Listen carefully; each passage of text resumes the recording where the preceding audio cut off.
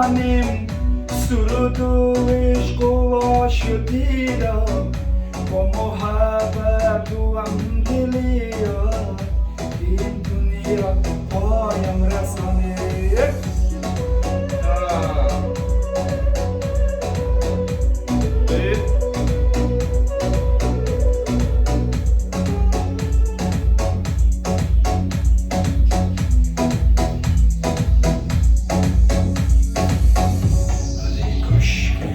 جهان بدونن که این دنیا دو روز پیش نیست.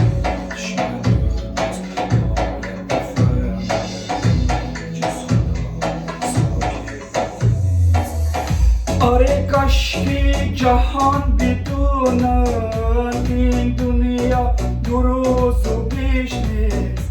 دشمن دوست باید بفهمن جز خدا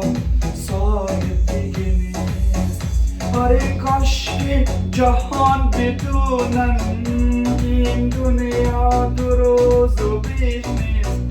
دشمن و دوست باید بفهمن جز خدا صاحب دیگه نیست.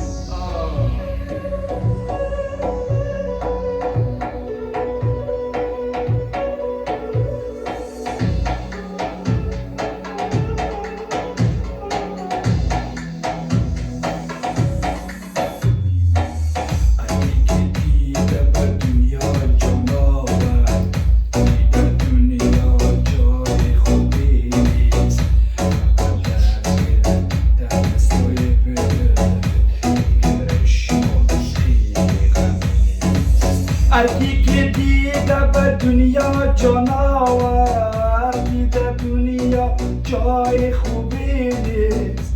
فقط درس گرفتن از سوی پدر دیگه رشوایی غمی نیست. دیگه جنگی بیا بخوانیم سرود و عشق و عاشقی را با